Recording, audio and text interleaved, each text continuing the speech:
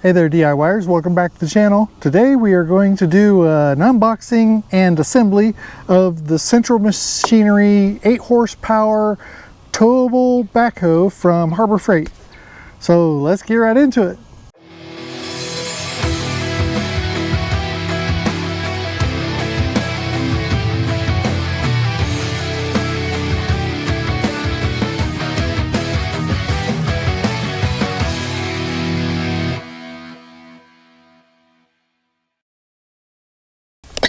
So this thing got delivered while I was actually at a job site out of town, and so they had called me and I was able to look at the camera and saw that they had a box truck here that they were delivering it in. So they had a lift gate with a pallet jack, so they were able to open up my gate and they lowered it down and they brought it in over here with the pallet jack and dropped it off and then secured the gate. So everything, delivery was great. So if you're worried about how they can deliver it to your location, fear not, because it is, again, and it's a small box truck with a lift gate, so they can bring it down to the ground level for you, so you don't need a dock or anything like that. So that was I was worried about that, so I called customer service to verify, and they in fact told me that that was in fact the case, so we're good to go there.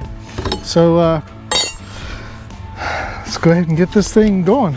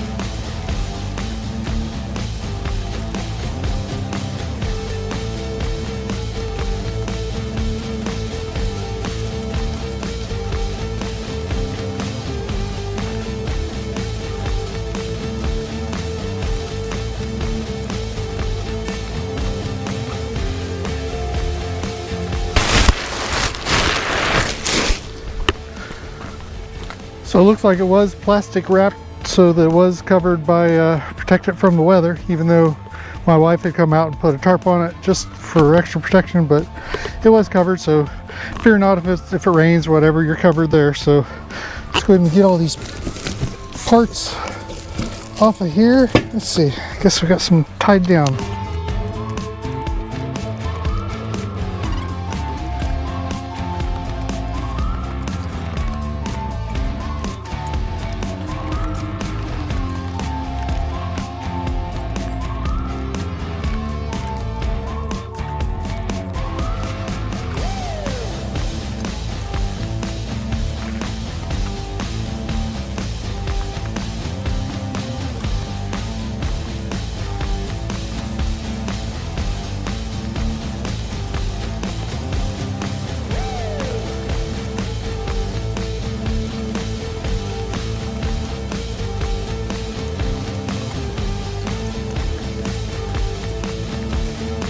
Alright, so now that I've got everything unboxed, or at least pulled off of the crate, we've just got the main unit that's still on the pallets, and then of course here's some of the boxes that I got everything opened up just so we can see what we have. And of course I still need to finish unwrapping stuff, it looks like. And here's the directions, instruction sheet. So this will tell us how to put everything together.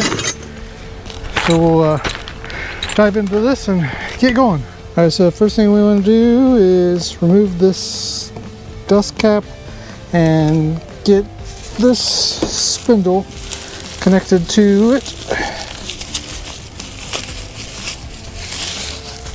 Let's get that cleaned off there.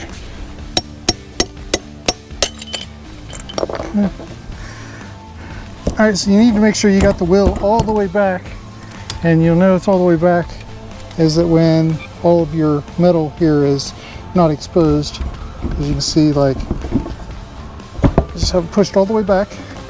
And then with that here in the front, you'll need to work this bearing so that it is back all the way. And from there you can put your washer on. And then from there you can put the nut on.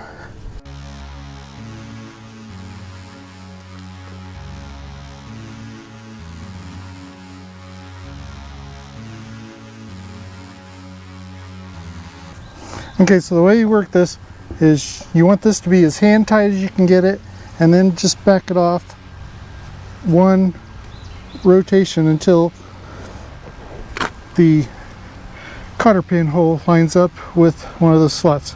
And then there you can run the cotter pin through and you are good. So I'm gonna grab a cotter pin.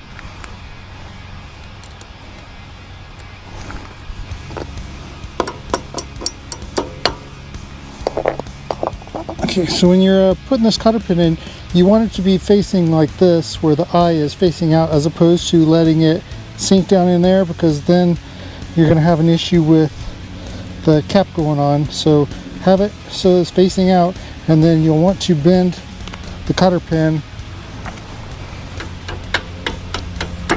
out accordingly. And it's best if you have pliers. Let me get those.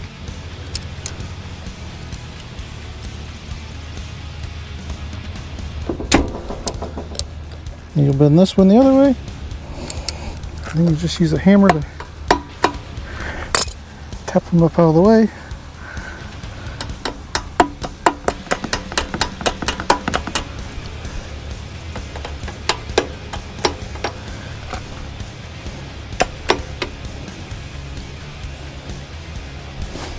Just like so.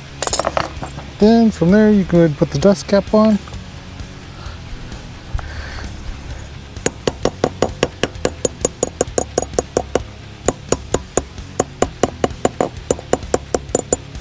Kind of want to evenly go around, so you're not just forcing in one direction to bend it. So now that one is in fact done. So then of course now we want to put this pin through. There we go.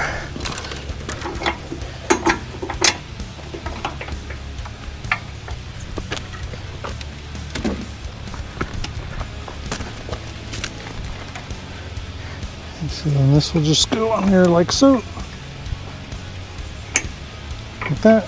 So now this one's locked into place. Now we'll do the same thing over here on this one.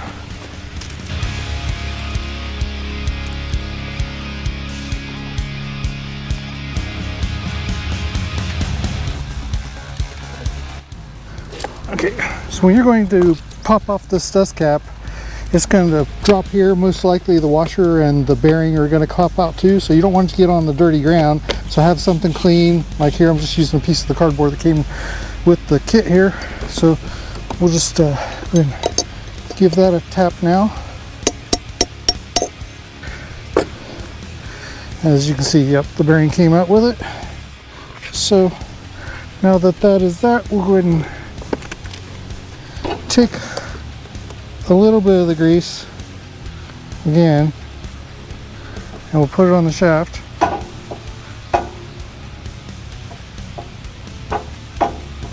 Okay, then we'll go ahead and slide this on there. You gotta kind of wiggle it around just a little bit to get it on there, and then once it's up there towards the end, you'll want to put, like I'm using my knee and then my two hands here to give it a little bit of a, just a slap, get it up on that spindle good. So we're good there. So now we'll go ahead and take these, put the bearing back on and the washer. Again, I have to wiggle that around a little bit just to get it to go on correctly. It's such fine precision parts that the bearing has to go on specifically there. Has to be lined up just perfect for it to go on correctly. So now we got that, we can go ahead and put the nut on.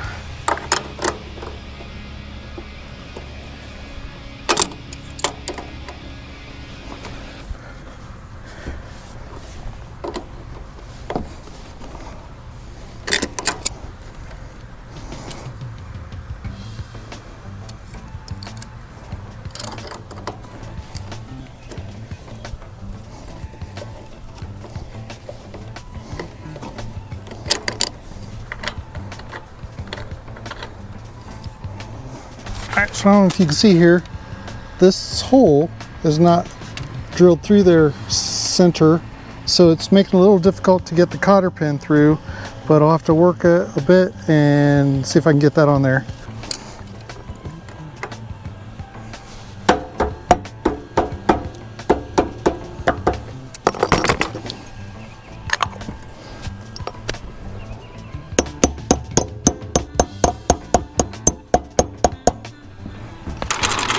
Okay. All right, next thing we're going to do is attach the leg assembly, and there's two of these, of course, one for each side, and when these go in, you want the cant or the angle to be downward, so I'm going to just slide this in here like so, and then get another one of these pins, go down in there, and then we got to put a cotter pin on the bottom.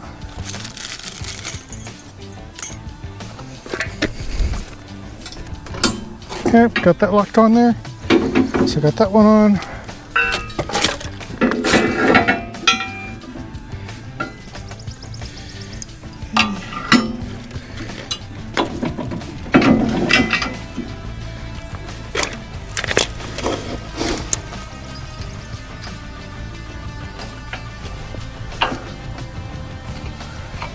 Okay, get that snapped on there. And we'll just get the actual leg assemblies on. Looks like they're identical.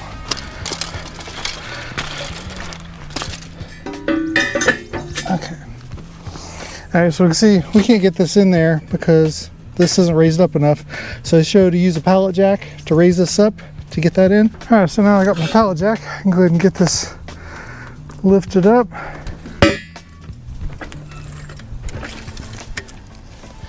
Get so it's high enough to slide this in.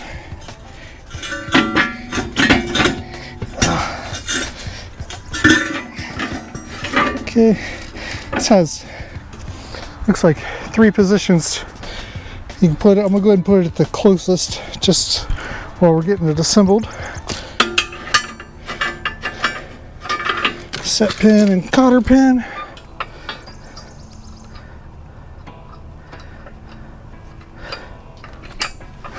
Okay, got that one. I'll do the same thing over here to this one.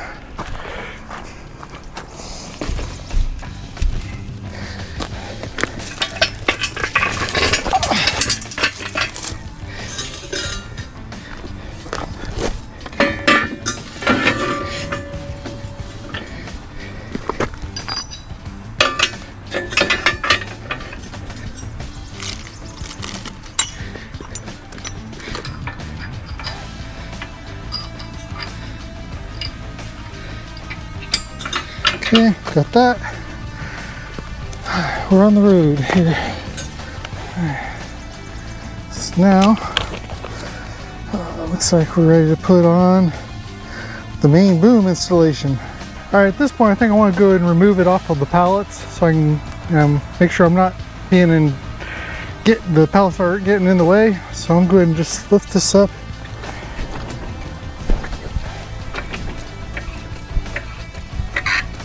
Lift this up and get the weight off of the pallet. Okay.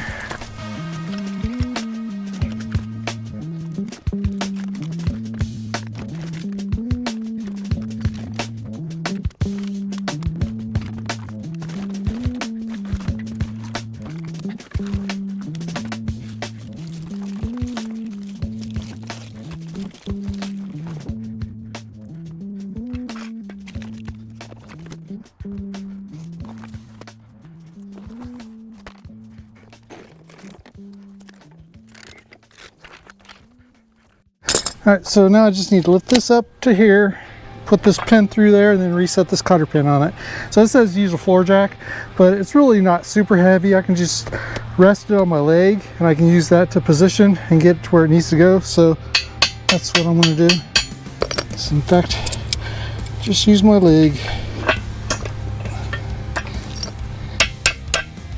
Okay, so got that out. And again, lift this up.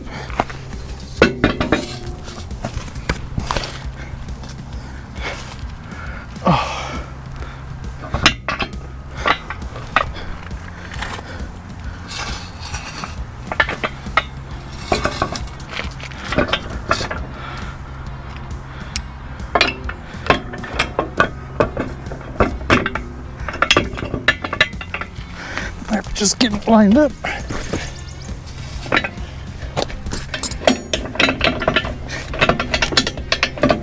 Okay, got there through like so.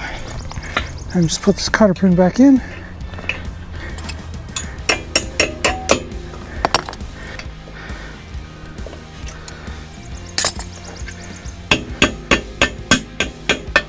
Okay, like so. Go ahead and set this other cotter pin over here as well.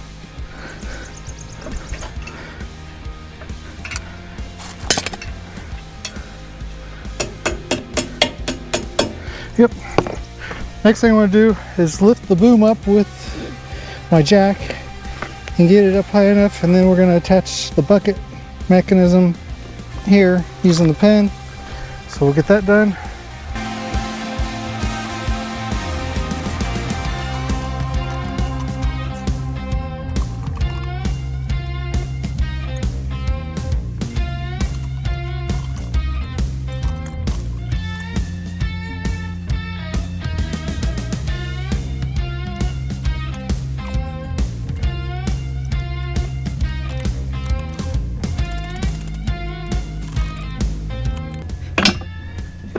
Okay, got that through. Awesome.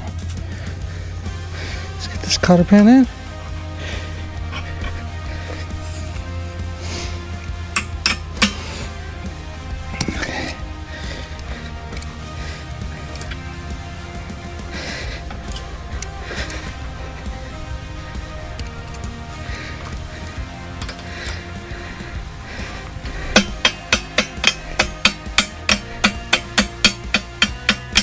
Alright, so the next thing we're doing is the control panel installation. It says place control panel on the assembly, line it with the holes in the panel. So I gotta pull these out first.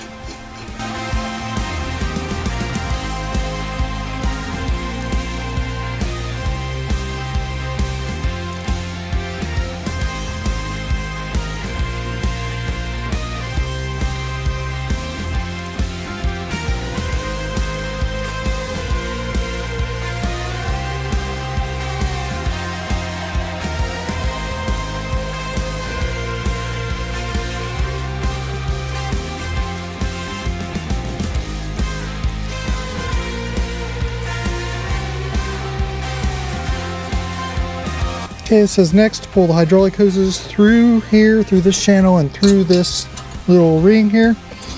So we'll go ahead and do that.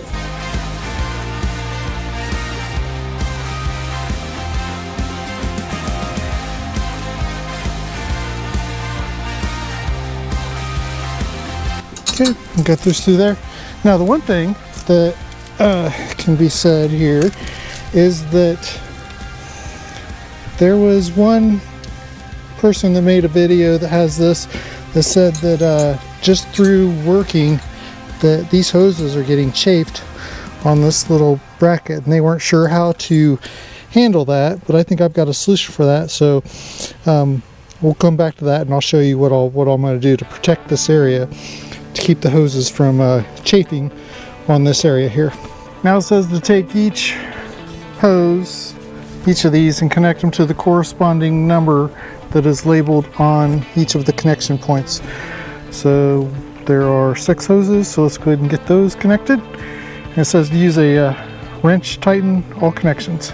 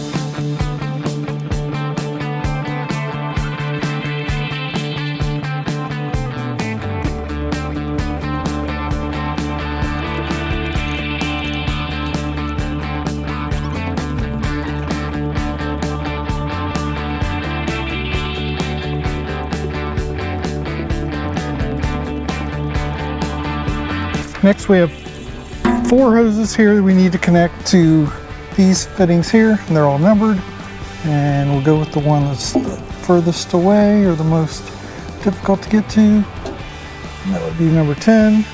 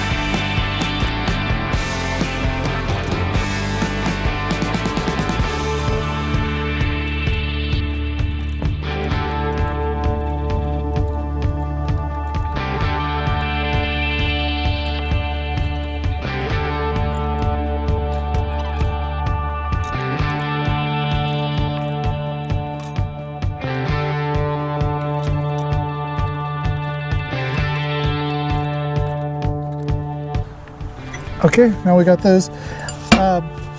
Just a word of advice, it's worth checking the others that were already factory set, just to make sure that they are in fact tight, because I did see where another owner of this had said that they had leaked. So let's go ahead and do a sanity check. Yeah, those are not as tight as I would have thought.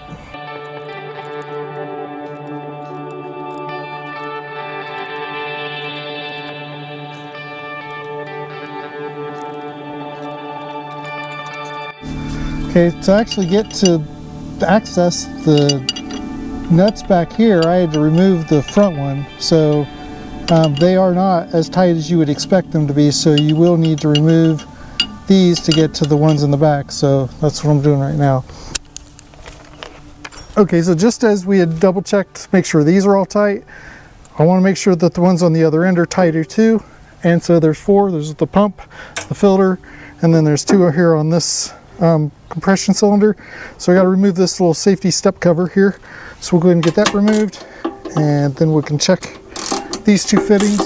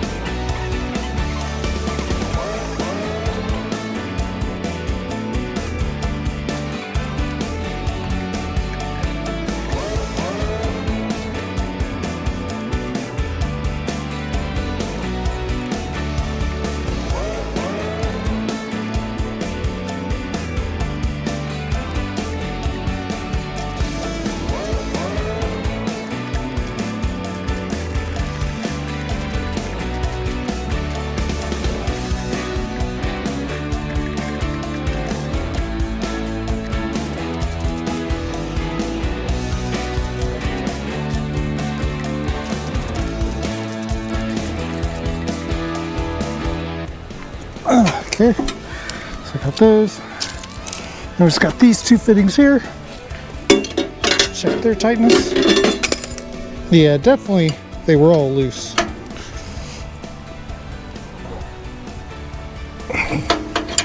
Okay.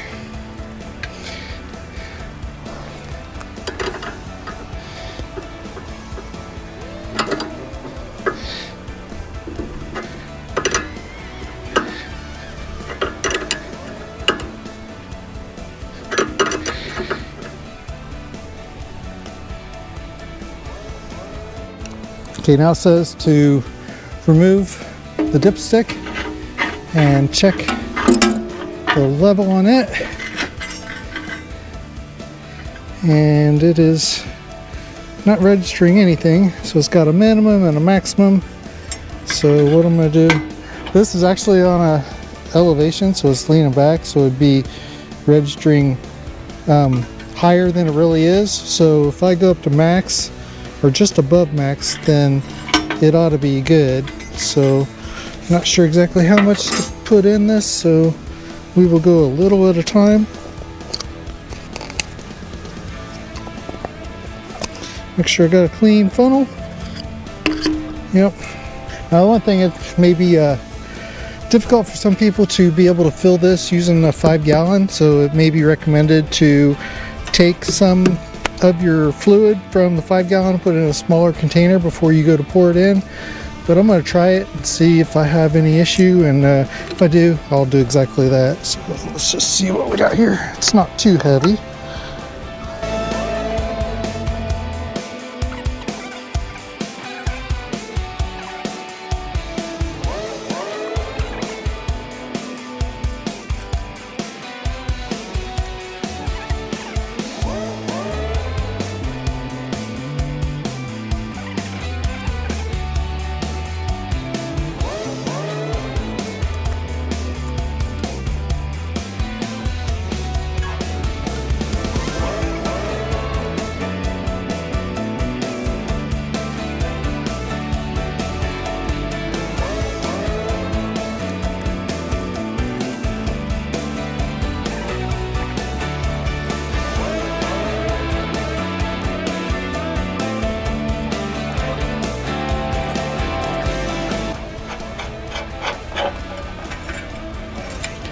And we're here, so we still got just a touch, a little bit more. I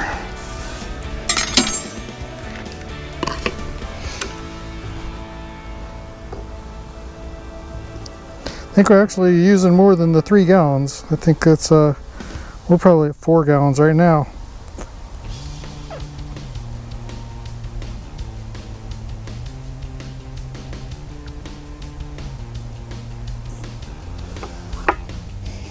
Yeah, I think there's not but a gallon left in there.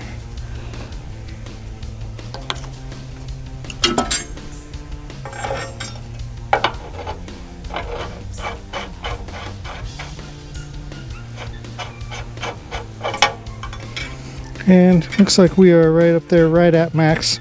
So I'm gonna just leave it there because I think that's good. So I don't understand this. They make it so it's actually tightened without forcing it.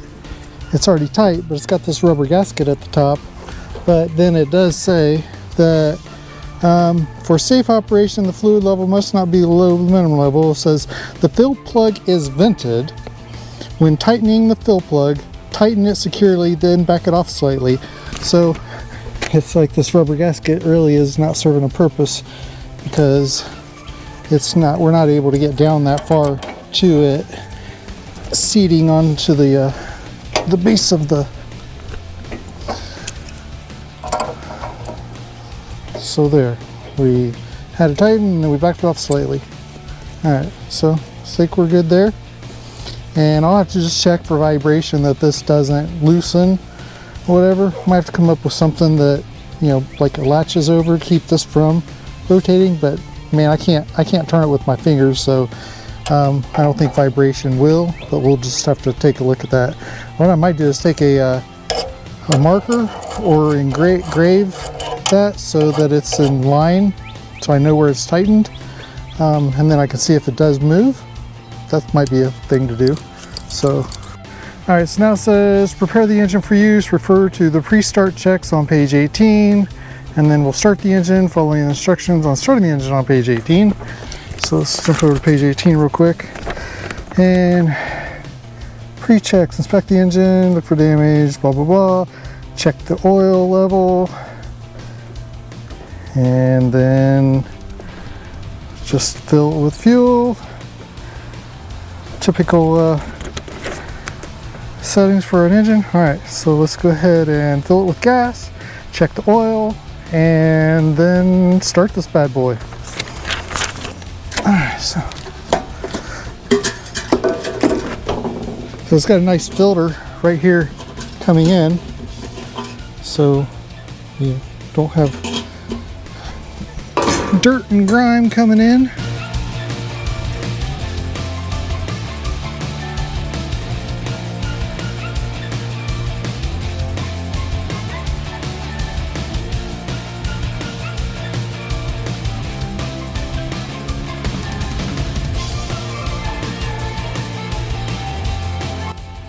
Okay, well, so here it is. That was another oil spot, but this is actually the one with the dipstick. So there we go. So you can see we need to add oil. It even says to add oil before use, so now I need to spec out what kind of oil it takes and put that in there, and then we'll be good. So let me go get that. Alright, so it looks like it takes just a 10W30, so we'll go ahead and put some of that in here and get this thing going.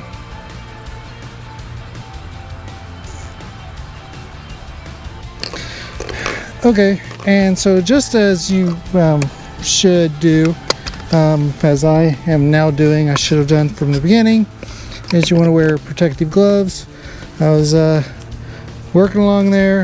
Any fluids you're working with, you know, chemicals, oils or whatever, you really do need to have gloves on. Protect your skin. You don't want that stuff absorbing into your skin, because who knows what damage it could be doing to your body.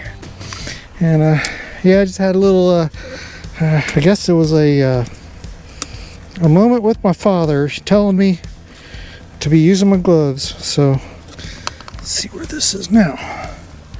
I think we're in business.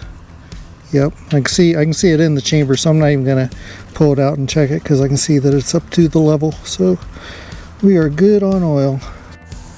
Okay, so it's telling me to start the motor and then use the boom control and lift the boom up so that this then will line up here to put it through here. So I'll go ahead and pull this pin out in preparation and get it lined up here and put that pin in. Okay, so first thing we have to turn that on. And then over here we have 3 settings. This bottom one is the fuel on and off, so we'll go on. Then this is the choke, whether you want to start or just on standard run. So we'll have it on the start. And then this lever is in essence the accelerator. And so there's turtle mode and there's rabbit mode. So we'll have it down just a little above turtle mode to start and then go from there. So let's go ahead and get this bad boy started up. Fingers crossed. First pull.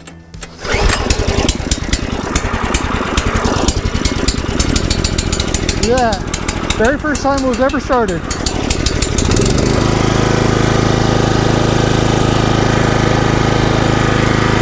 Looks like it didn't need the choke for long at all.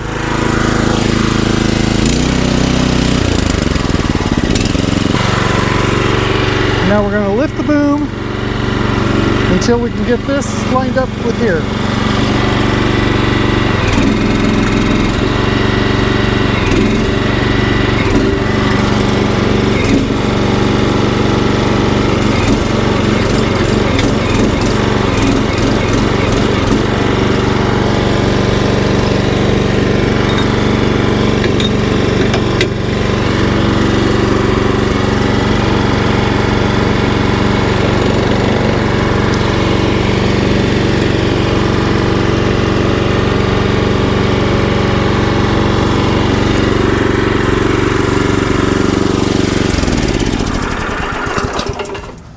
Alright, that worked pretty good. Got the pin in, so now just go ahead and bend it so that it's secure. Okay.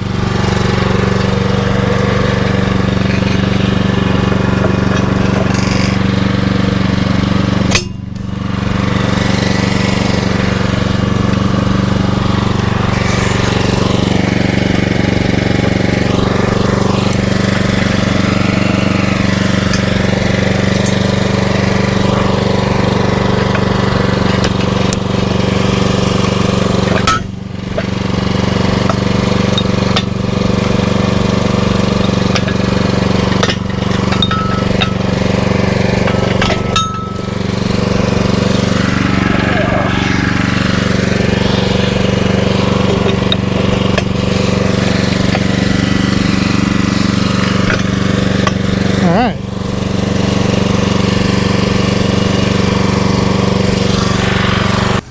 Use the bucket control lever to move the bucket control cylinder forward to the bucket assembly, referred to operational control. Okay, so here it's telling me to use this bucket control lever, and we're going to need to attach it to this one right here. So this needs to come in until it comes here for this. So let's get this prep to go in. Okay, so we're going to pull this in until it can line up with this. So we can do that.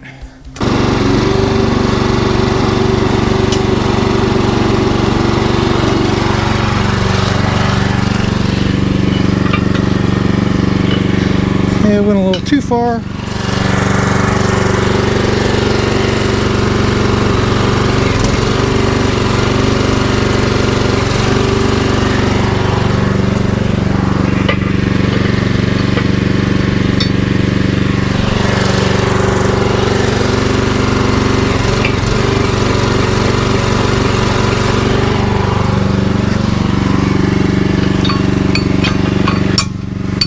Beautiful.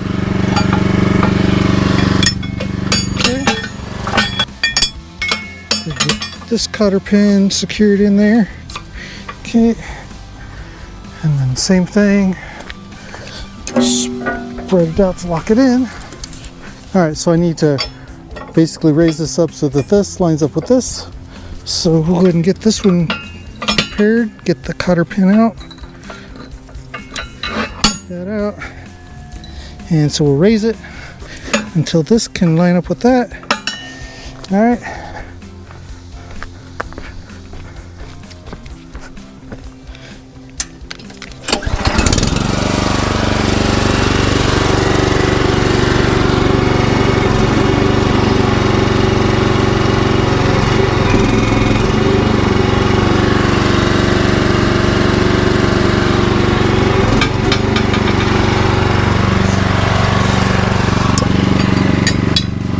Just a little too far, so we need to come down just slightly.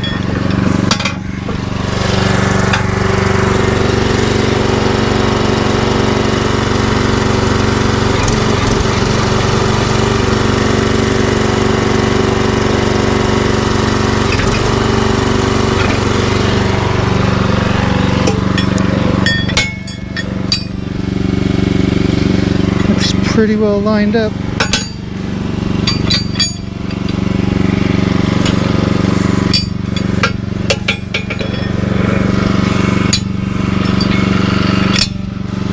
Okay, got that. Cotter pin secured. Alright, so it looks like the seat literally just sets down on top of this thing. Just like so. And voila, we have a seat. That's a nice seat. Alright, now the next thing we'll do is we'll put the hitch coupler on. So we'll get that mounted. Okay, so it looks like for this one, they put literally, let's see, either a 16 millimeter or a, let's see, it'd be a 5/8. So I luckily had two different socket sets here. So I'll use 16 for one of them and 5/8 for the other. 5/8 just happens to be the spark plug size, so I just grabbed the spark plug socket.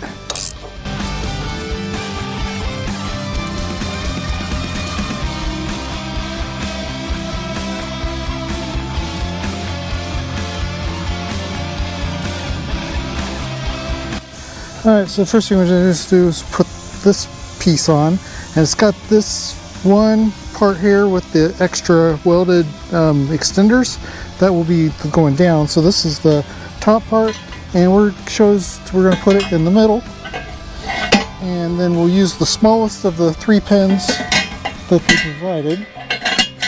Put that in there, and put this quick release cotter pin on, snap it on. Okay, got that. And then now it shows on the thumb, I want the bite to go towards the bucket, and that would secure inside up there like so.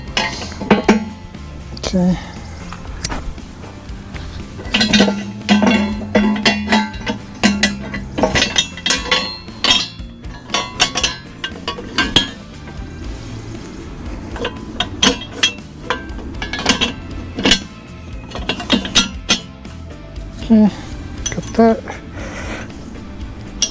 secure that pin.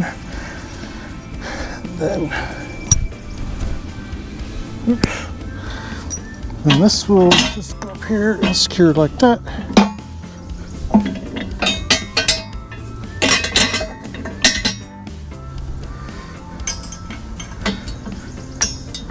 Put that on there like that. So then we have the thumb. So the thumb is easy, quick to remove, and I think it looks like they got it so that if you're not going to be using the thumb, and the thumb just helps you pick stuff up, so you can move the bucket in and it hits the thumb. So if you're not using the thumb initially, I think it's got this hole here which you can put it there to secure it out of the way. I don't know. I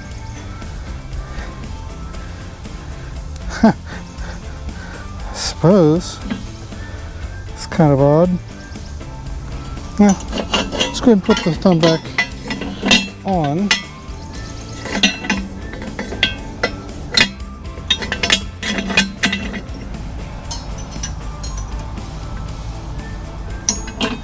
Okay, now that the thumb's on, purging the hydraulic system. Before first time use after assembly, purge the hydraulic system of airflows. Okay, the last thing we want to do here is we want to put the hoses in their secure channels. Okay, so it shows in the diagram to put it in this position so that the hoses are extended the most possible, and then you'll want to put them securely within these channels. So it shows this hose being as taut as possible through here, and then all the looseness is here. Okay, so a couple things. I guess when it is not being in use, then you can remove this pin and slide this over here, put the pin back in. That'll lock it in so the boom is not going to move. Even if the hydraulics fail, it will stay locked in this position. So when transporting, that's where you'll want it. And then also there's this locking mechanism right here, which you just pull out this pin, pull this out, and then of course you can put this here somewhere out of the way. And then there's also one more spot, which is up here on the bucket, and this right here is your other locking position. So this currently keeps the bucket locked into this position. So when you're in operation, of course, you obviously want to remove that. So you pull this in, and is there a place to store this while you're operating? I would say one place you could probably put it would be right there, and that way it's just out of the way. Okay, so at this point, all we have to do is bleed purge the hydraulic system, which is basically we're loosening the fill cap for the hydraulics, and then we're moving each of these mechanisms up and down or in and out, back and forth 3 or 4 times, and that is going to purge any air bubbles that are in the system. Once we're done there, then we can resecure the cap and we will be good. So I'm gonna go ahead and do that, and then I'll get cleaned up and I'll give a final wrap.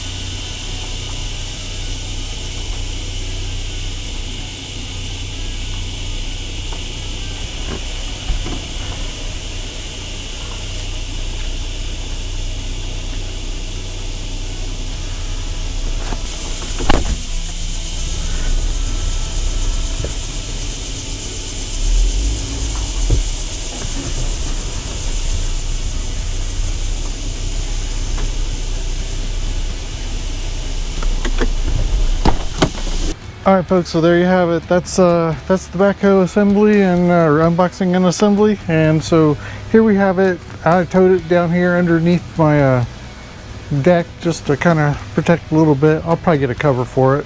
Well, more than probably, I'm going to get a cover for it, just keep it protected out of the elements. But the one thing I can say is that in order to put it in the towable position where you put the wheels back here, is that it requires you to jack it up to remove the wheels from this front area.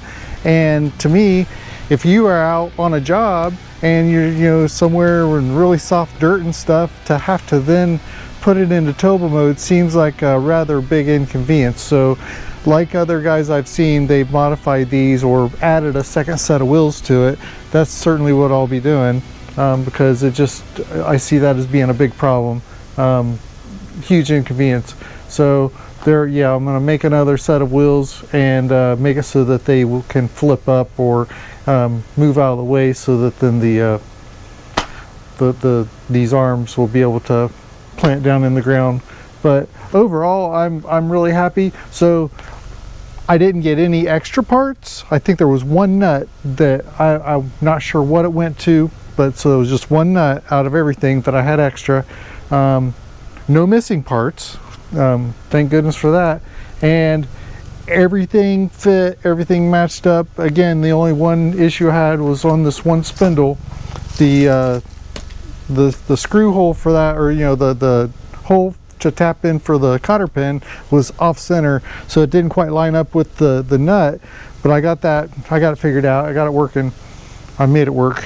And other than that, yeah, I'm good. So again, I got this with it was a 3-year, it was basically 36 months at 0 interest, and as long as you make the payments on time, there's no interest on the payments. So with the shipping and everything, I think they said it was like around $85 a month, but with the shipping and everything, the tax and whatnot, I think mine came to where my monthly payments for 36 months is $94. So I'm making $95 just to, I don't know, I always go a little above and beyond, so $1, and make sure that at the end it's going to be definitely covered. So anyway, look for more videos, because I'm going to definitely be digging with this. I already have one stump I know I'm going to pull out, and then there's another one down towards the entrance that I got to get out as well. So I'm very happy with it. And anyway, if you like this video, please like, subscribe, hit the notification bell for upcoming videos, and until next time,